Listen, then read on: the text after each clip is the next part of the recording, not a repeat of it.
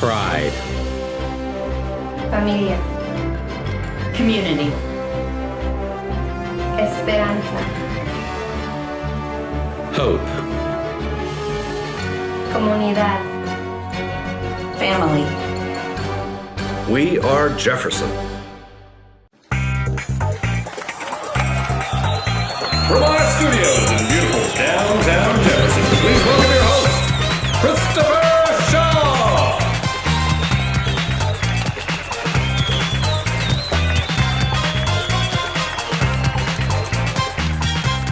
Hello and welcome back to this week's episode of Jefferson Connected.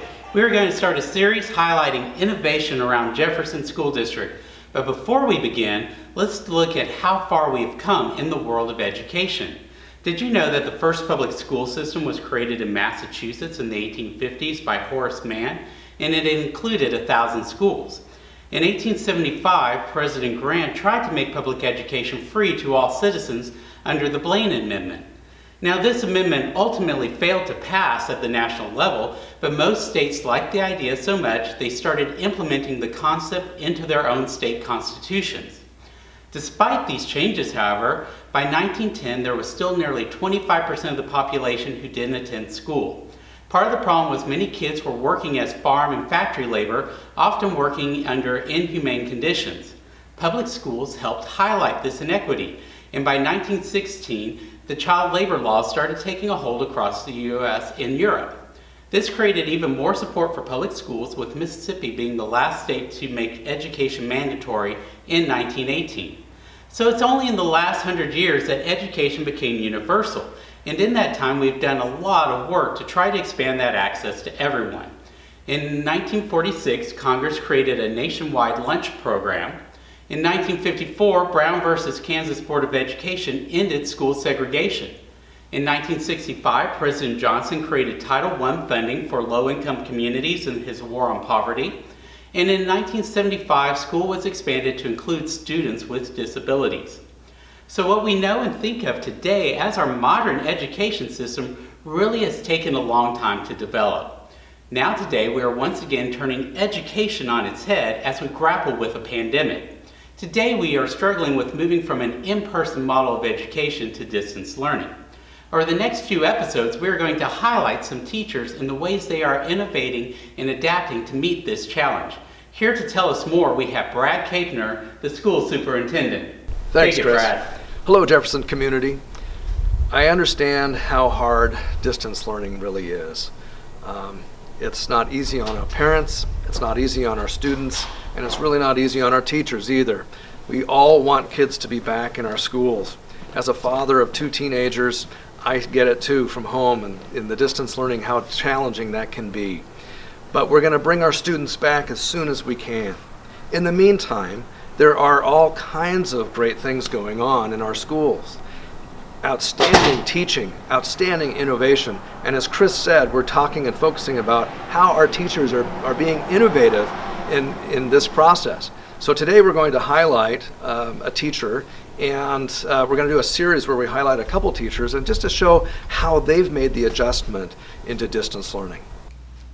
Thanks, Brad. First up, we'll be talking to Sean Stewart, our 8th grade language arts and social studies teacher.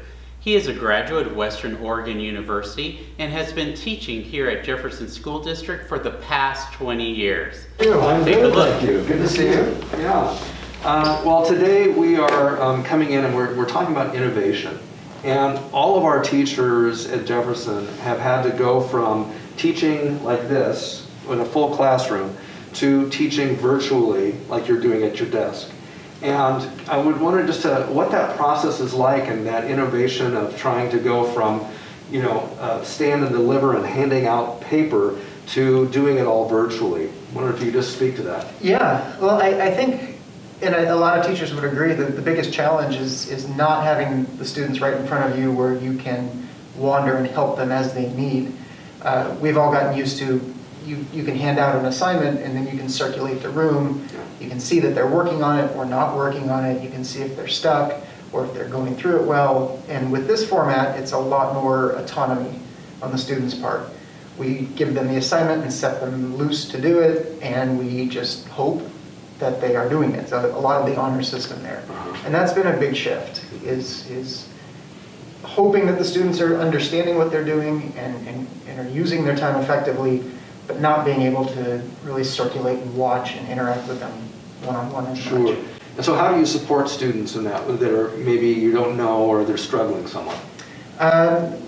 You make yourself readily available during office hours, you send out emails, you keep them constantly posted on here's what your assignments are, here's what you're still missing, here's what your grade is, make sure I keep the parents in the loop too. And I think just making yourself as available as possible, encouraging students to reach out and ask for help when they need it, and regularly answering emails whenever they come in, just really making sure that you're available for them when they need it. So being accessible, being available, and I would imagine really helping students to be organized, right? Yes. So that they know what's expected of them, and they know how to reach you, and if they are having problems, to be organized in that way, yeah? Definitely, yeah. And there's a lot of things that we've set up where they can access their grades. They have all their assignments listed on Google Classroom. Really no good reason why they can't know exactly what they're doing, how they're doing, how to do, and to reach their teachers when they need extra help. Good. So a lot of things in place to help them be successful in this challenging format. Yeah. Good, okay. My final question to you is there anything about distance learning and teaching in this way that you would keep once we're all back in school again? Definitely, yeah. I found that there's a lot of assignments that in the past I would have given via paper. You know, you hand out an assignment on paper that they fill out and turn back in. In this format, there's a lot of assignments that can be done digitally.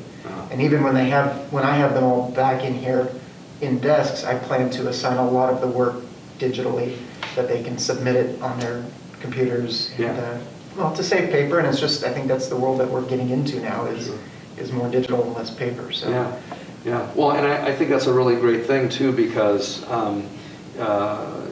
before this distance learning took place, there were very few teachers using Google Classroom.